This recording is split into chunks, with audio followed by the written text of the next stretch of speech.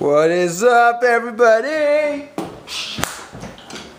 What's happening? Hey, my name's Adam.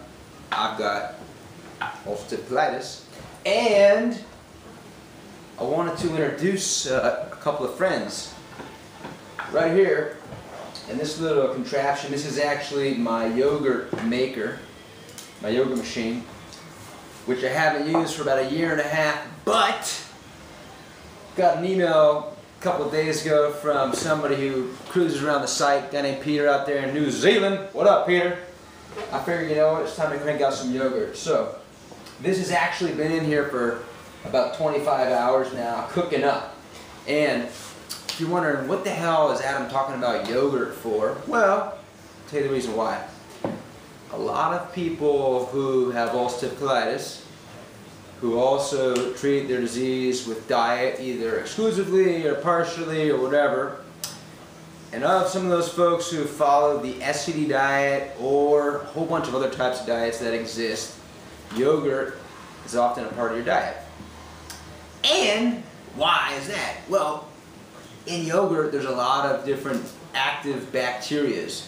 If any of you go to the grocery store and you pull out a little can or bottle of yogurt off the wall and you look on the back and look at the active cultures, that's bacteria, live bacteria. And that stuff, when it gets down into your body, into your gut, the idea is that some of those bacteria are really beneficial and positive bacteria, and they can help out bad bacteria or good bacteria. Either way, they can help out the colon, get inflammation down, decrease colitis symptoms, get you back to feeling good. Anyway, what I really wanted to tell you is this stuff is super easy to make. So if for any reason you're interested in this type of thing, there's no reason why you shouldn't give it a try. All you need to get is a yogurt maker and some milk and one of these little things. I bought this stuff at the store yesterday. This is yogurt starter. There's certain types of yogurt starter that work well, and this one from Yo Gourmet works great. The reason being, there is 3 important different bacteria strains in here. One of them is lacto whatever bulgaricus. One is streptococca whatever thermophilus, and another one is L. acidophilus. I'm not going to try to pronounce all of those things, but those are important. You can check them out right here. You see that stuff? Anyway, these things were like $4 and you get 6 little packets.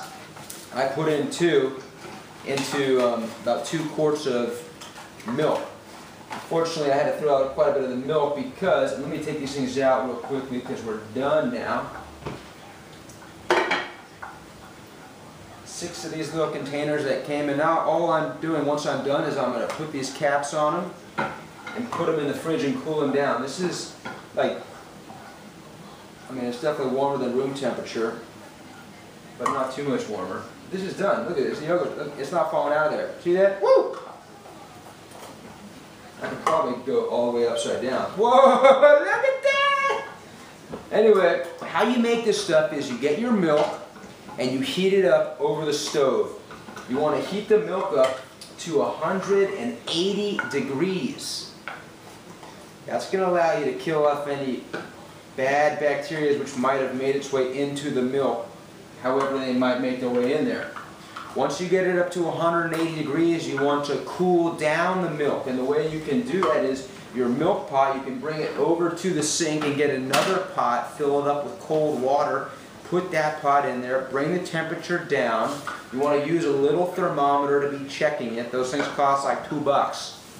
Once you get your milk down to between 100 to 110 degrees Fahrenheit, what do you think that is Celsius, babe? Any idea? How many Fahrenheit? 100 degrees?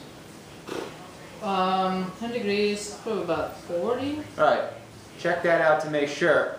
But once you get between 100 and 110 degrees Fahrenheit, then you want to scoop out a couple of tablespoons of your warm milk with your yogurt starter. Mix that up real good so the yogurt starter bacteria can get all into that milk. Then you want to add in the rest of your milk, mix that up real good so it's all nice like that. Then you want to transfer into your cups as I've shown you, put them into your yogurt machine, cover it on, cover it up, crank this thing up for 24 hours. 25 hours is good too, and you're done. Take this stuff out like I'm doing now, put it in the fridge for a couple hours, cool it down, and then you can eat your yogurt. But if this is your first time, this is really, really important. Your first time having this yogurt, you want to take baby steps. Since I haven't had this yogurt in well over a year, I'm going to take about a tiny little spoonful first, just to make sure we don't have any crazy stuff happen. Slowly, every day, you can eat a little bit more, a little bit more, a little bit more, but I mean really, if you're chowing more than one of these things in a day, come on, you don't eat that much yogurt, do you?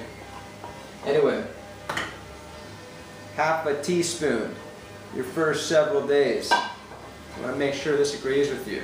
If you're in the middle of active symptoms, bleeding like crazy, you need to wait. You need to wait till you're feeling a little bit better before you start on this. A lot of people have issues with dairy products. I have issues with dairy products. I would never dare drink milk. Lactose free, whatever free, sugar free, it doesn't matter. I would not do that. But by making the yogurt, by putting the bacteria starter in there with your milk, it's eating up all of the lactose. There should be no lactose left in this yogurt. And why am I making it here compared to just buying yogurt in the store? There's hundreds of yogurts in the store. The yogurt in the store still has lactose because it's not cooked or fermented for as long as I just did. This was over 24 hours. That's the difference. All right. Take care, you guys. And, oh, one side thing. If y'all want to help out the website and you